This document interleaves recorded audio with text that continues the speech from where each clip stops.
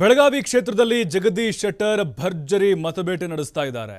ಗೋಕಾಕ್ ನಗರದಲ್ಲಿ ಬಿಜೆಪಿ ಕಾರ್ಯಕರ್ತರ ಬೃಹತ್ ಸಮಾವೇಶ ನಡೆಸಿದ್ದಾರೆ. ಬೆಳಗಾವಿ ಕ್ಷೇತ್ರದಲ್ಲಿ ಬಿಜೆಪಿ ಅಭ್ಯರ್ಥಿ ಜಗದೀಶ್ ಶೆಟ್ಟರ್ ಭರ್ಜರಿ ಮತಬೇಟೆ ನಡೆಸ್ತಾ ಇದ್ದಾರೆ. ಗೋಕಾಕ್ ನಗರದಲ್ಲಿ ಬಿಜೆಪಿ ಕಾರ್ಯಕರ್ತರ ಬೃಹತ್ ಸಮಾವೇಶ ನಡೆಯಿತು. ಶೆಟ್ಟರ್ ಪರ ಮಾಜಿ ಸಚಿವ ರಮೇಶ್ ಜಾರಕಿಹೊಳಿ ಶಕ್ತಿ ಪ್ರದರ್ಶನವನ್ನು ಮಾಡಿದ್ದಾರೆ. ಗೋಕಾಕ್ ನಗರದಲ್ಲಿ ಶೆಟ್ಟರ್ಗೆ ಅಭೂತಪೂರ್ವವಾದಂತಹ ಜನಬೆಂಬಲ ವ್ಯಕ್ತವಾಯಿತು. ಈ ಬಾರಿ ನನ್ನನ್ನು ಗೆಲ್ಲಿಸಿಕೊಡಿ ಅಂತ ಜಗದೀಶ್ ಶೆಟ್ಟರ್ ಮನವಿ ಮಾಡಿಕೊಂಡ್ರು. ಅದರಲ್ಲೂ ಗೋಕಾಕ್ ರಮೇಶ್ ಜಾರಕಿಹೊಳಿ ಅವರ ಭದ್ರಕೋಟೆ ಅದು. ಸಾವಿರಾರು ಸಂಖ್ಯೆಯಲ್ಲಿ ಕಾರ್ಯಕರ್ತರು ಕೂಡ ಸಮಾವೇಶದಲ್ಲಿ ಭಾಗಿಯಾಗಿ ಶೆಟ್ಟರ್ ಪರ ಜೈಕಾರವನ್ನು ಹಾಕಿದ್ರು. ಈಗ ಬಹಳ ಪ್ರತಿಷ್ಠೆಯ ಕಣ ಇದು. ಅದರಲ್ಲೂ ಜಾರಕಿಹೊಳಿ ಸಹೋದರರಿಗೆ ಇದರ ಟಾಸ್ಕ್ ಅನ್ನು ಕೊಡಲಾಗಿದೆ. ಶತಾಯಗತಾಯ ಶೆಟ್ಟರ್ ಅವ್ರನ್ನ ಗೆಲ್ಲಿಸ್ಕೊಂಡು ಬರಬೇಕು ಅಂತ ಶೆಟ್ಟರ್ ಅವರು ಕೂಡ ಅಷ್ಟೇ ತಮ್ಮ ಭಾಷಣದಲ್ಲಿ ಅಬ್ಬರಿಸಿದ್ದಾರೆ. ಜನರ ಬೆಂಬಲಿಂದ ಅಧಿಕಾರಕ್ಕೆ ಬಂದಿಲ್ಲ. ಮತ್ತೆ ಈ ಗ್ಯಾರಂಟಿ ಹೇಳ್ತಾರಲ್ಲ, ಈ ಗ್ಯಾರಂಟಿ ಬಹಳ ಸಿಗುವುದಿಲ್ಲ. ಈ ಇಲೆಕ್ಷನ್ ಆದ್ಮೇಲೆ ಈಗ ನೋಡಿ 2,000 ರೂಪಾಯಿ ಕೊಡ್ತೇವೆ ಅಂತಂದ್ರು. ಅದಕ್ಕಾಗಲೇ ಈಗ ಒಂದು 3-4 ತಿಂಗಳು ಕೊಡಲೇ ಇಲ್ಲ. ಈ ಇಲೆಕ್ಷನ್ ಬಂದ್ರೆ ತುಂಬಾ ಕತ್ತಾರೆ ಹೆಣ್ಮಕ್ಳಿಗೆ. ಕಾಂಗ್ರೆಸ್ ಪಾರ್ಟಿ ಅಧಿಕಾರಕ್ಕೆ ಬಂದದ, ಆದ್ರೆ ನಮ್ಮ ಬಿಜೆಪಿಯ ಒಂದಿಷ್ಟು ತಪ್ಪುಗಳಿಂದ ಅವರು ಅಧಿಕಾರಕ್ಕೆ ಬಂದರೆ ಹೊರತು ಅವರೇನು ಜನ ಮತದಿಂದ ಜನರ ಬೆಂಬಲಿಂದ ಅಧಿಕಾರಕ್ಕೆ ಬಂದಿಲ್ಲ.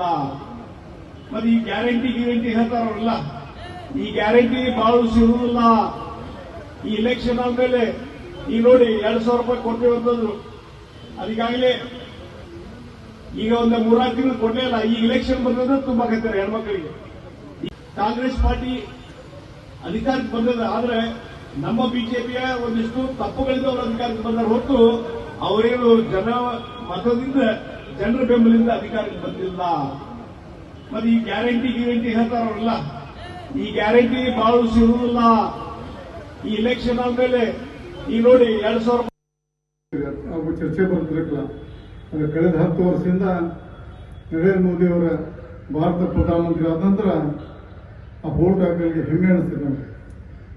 ಯಾಕಪ್ಪ ಅಂದ್ರೆ ಕಳೆದ ಬಹಳಷ್ಟು ಪ್ರಧಾನಮಂತ್ರಿ ನೋಡಿದ್ವಿ ನಾವು ಚಿಕ್ಕವರದಾಗ ಇಂದಿರಾ ಗಾಂಧಿ ಕೇಳ್ತಿದ್ದೆವು. ಈಗ ಅದರ ನಂತರ ಒಬ್ಬ ಗಟ್ಟಿಯಾದ ಉಕ್ಕಿನ ಮನುಷ್ಯ ಅಂತ ನರೇಂದ್ರ ಮೋದಿ ಅವರನ್ನು ನೋಡುತ್ತೆ ನಾವು. ನರೇಂದ್ರ ಮೋದಿ ಅವರ ಬರೀ ಭಾರತ ಪ್ರಧಾನಮಂತ್ರಿಗಳನ್ನ ವಿಶ್ವ ನಾಯಕರಾಗಿ ಬೆಳೆದಿದ್ದಾರೆ.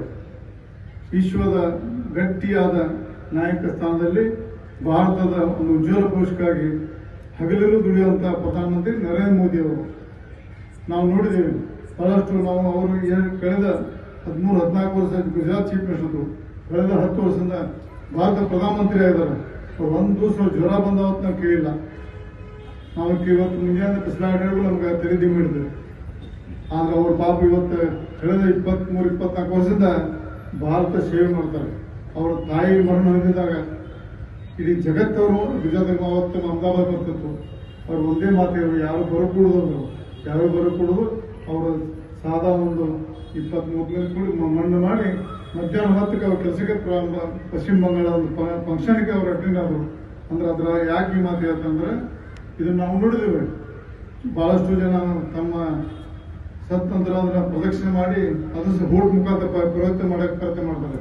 ಆದ್ರೆ ನರೇಂದ್ರ ಮೋದಿ ಅವರು ತಮ್ಮ ತಾಯಿಯ ಮರಣ ಹೊಂದಿರ ಬರೇ ಒಂದು ತಮ್ಮ ಸಂಬಂಧಿಕರು ಒಂದು 23 ಜನ ಕೂಡಿ ಮಾಡಿ ಮತ್ತೆ ಇಮೇಲ್ ಮತ್ತು ದೇಶ ಸೇವೆಗೆ ಮತ್ತು ಮರಳಿ ಕೆಲಸಕ್ಕೆ ಪ್ರಾರಂಭ ಮಾಡೋದು ಅಂತ ಆದರ್ಶ ವ್ಯಕ್ತಿಗೆ ಪ್ರಧಾನಮಂತ್ರಿಯಾಗಿ ನಾವು ಎಲ್ಲರೂ ಹೆಮ್ಮೆ ಪಡ್ಬೇಕು. ನಾವು ಭಾರತೀಯರು ಯಾಕಂದ್ರೆ ಅವ್ರ